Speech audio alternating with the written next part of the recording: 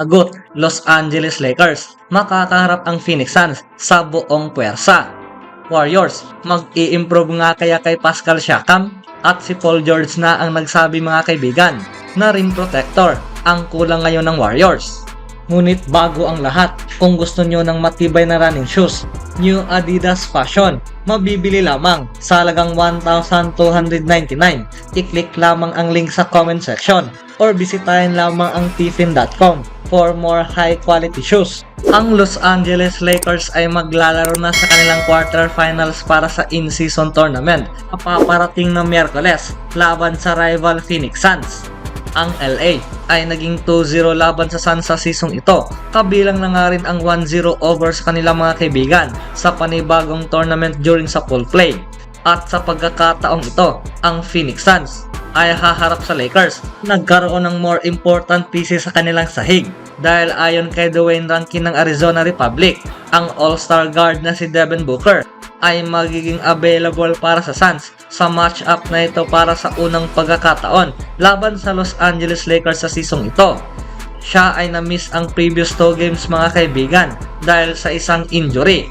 Ang parehong laban sa season ito ay naging napakalapit sa pagitan ng Lakers at ng Phoenix Suns, at ang pagkakaroon sa match-up na ito na mas naging intriga dahil ito ay may papakita ang napakaraming star power. At kasama itong si Booker na naging healthy na nga ngayon, ang Phoenix Suns ay maibibigay sa Lakers mga kaibigan ang kanilang buong puwersa dahil itong si Booker ay mayroong abilidad na pwedeng mag-drop ito ng 40 plus points sa bawat gabi. Kaya ang mapagmay-ari ng Suns at makabalik itong si Booker ay makakapagdala ng issues mga kaibigan sa depensa ng Lakers. Luckily para sa Lakers, bumalik rin sa kanila ang mga key pieces sa team nitong kasalukuyan na sina Jared Vanderbilt, Rui Hachimura. Ang parehong dalawa ay ang makakatulong rin sa team sa depensa. Ang Lakers ay hindi naging healthy sa halos buong season ito, ngunit sila ay tanaw na naging napakalakas mga kaibigan during sa kanilang pagkapanalo laban sa Houston Rockets noong linggo. Sila ay nakakasama na rin ngayon ang majority sa kanilang roster at tanaw na sila ay parte sa title contending team na siyang halos pinaniniwalaan ng lahat. Kung sakaling kaya nilang patumbahin ang Phoenix Suns sa labang ito, sila ay tutuloy sa semifinals sa in-season tournament. Ang Lakers ay naging very motivated sa pagkapanalo bilang ang kanilang buong paniniwala at ang kanilang pag-asa na may pagpapatuloy nila ang kanilang winning ways dito. Sa kabilang banda naman, habang mayroong mga iilang kuponan na magkakaroon ng potential para sa improvements, ito ay crucial na maikonsider mga kaibigan na ang Warriors ay isang halimbawa na kailangang mag-improve sa kanilang standing. Sa isang contrast, ang Warriors ay nagrepresent ng intrigang kaso para mapa-improve ang roster. Kung titignan ang summary ng Golden State Warriors sa season ito, kung sakaling magpapatuloy ang ganitong paglalaro ng team, ang Warriors mga kaibigan ay wala sa playoff race sa Western Conference para sa 2023 NBA season. Ang team ay nahirapan kasama ang defensive challenge at nagkulang sa synergy na siyang nagresulta sa 4-6 winless record sa bahay at naging pang-11 seed sa Western Conference. Sa kabila sa mga pagsubok na ito, ang Warriors rin mga kaibigan ay na-maintain pa rin ang notable presence sa liga. Salamat na nga rin sa standout performances mula sa talisman na si Stephen Curry. Dahil ang shooter ay kasalukuyan nga ngayong nakakapag-average ng 29.1 points na may 5.1 3-pointers per game, 5 rebounds at 4.7 assists per game. Maliban kay Curry, wala nang sinuman sa Warriors mga kaibigan ang nakapag-put up ng elite numbers para sa Dubs. Dahil sa ngayon, itong si Klay Thompson ay nakakapag-average lamang ng 15.7 points per game. Ito ang naging pinakamababa simula sa kanyang rookie season. Si Andrew Wiggins, Jonathan Kuminga, Draymond Green at Chris Paul, ang lahat rin mga kaibigan ay nag-underplaying sa season ito. Bagaman ang team ay pinasok ang season kasama ang high hopes para sa championship, kaya lang nahanap nila ang mga sarili ngayon na naging below sa .500 mark. Para sa seryosong championship run sa season ito, ang Warriors ay kailangan nga nilang i-consider ang significant trade ilang pamamaraan mga kaibigan na pwede nga nilang mapa-improve at tawaging tunay na title contender. Sa isang contrast, ang isa sa nakikita ng Warriors ngayon at ini-inquire ang manlalaro sa Raptors.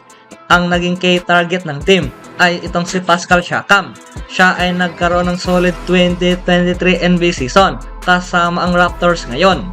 Si Siakam ay kasalukuyang nakapag-put up ng 20 points, 7.2 rebounds at 5 assists per game.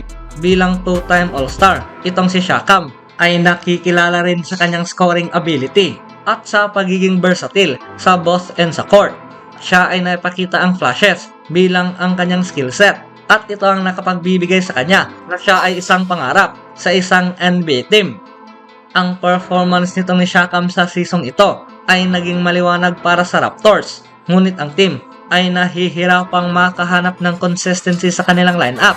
Ang kanyang potensyal na makapag-contribute sa isang winning culture mga kaibigan ay isang ebidensya at ang kanyang hinaharap ngayon kasama ang Raptors ay hindi na nga naging malinaw. Lumalaki ang tsansa na mangyayari ang trade na ito sa paparating na araw. At speaking of mapa-improve ang Golden State, itong si Paul George ay naiintindihan at nakikita kung ano nga ba ang naging kulang ngayon ng Golden State Warriors. Matapos nga nakaharap ng Los Angeles Clippers ang team na ito sa back-to-back games. At siya ay nai-pointed out mga kaibigan ang kanilang naging advantage sa loob para sa team na naipanalo ang laban sa score na 113-112. Na para kay Paul George, walang nga raw silang rim protector. Ito ang kanyang sinabi sa mga reporters. Ang kanilang advantage ay ang kanilang sukat. Nagkaroon nga raw sila ng wings at kaya nilang umatake sa loob ng basket. Ito nga raw ang kanilang naging game plan at yun nga ay ang pasukin ang rim at makahanap ng shooter sa labas kung sakaling mahihirapan. Sa pagitan nitong ni Ivica Zubac at Daniel Theis, ang Clippers mga kaibigan ay nagkaroon ng dalawang legitimate centers. Ginamit ng Clippers itong si George at Kawhi Leonard para atakihin ang basket na tulad na lamang sa kanilang dating ginagawa. At ang Golden State team ay nakaasa lamang dito kay Draymond Green bilang ang kanilang big sa small ball lineups nitong mga nakaraang taon. At gayon pa rin mga kaibigan, ito pa rin ang kanilang ginagamit at kitang-kita na naging issue sa ilalim ng rim. Itong si Kevin Looney ay ang kanilang naging formidable rebounder, ngunit siya ay hindi nakikilala bilang isang rim protector.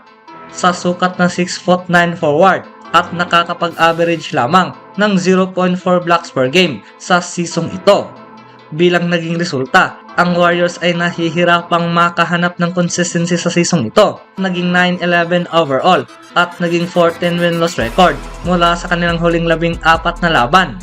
Sila ay nakaasa lamang mula sa older core na siyang nakikitungo noon kasama ang mga iilang injuries.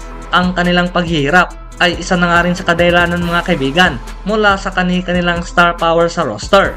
Si Paul George ay naiintindihan at naririnig ang kanyang mga sinasabi. At para sa Warriors, kung naririnig man nila ang sinabi nitong ni George, kailangan nilang i-improve ang paint mga kaibigan kung gusto nilang i-challenge ang league's best team sa paparating na playoff time. Anong masasabi niyo mga kaibigan?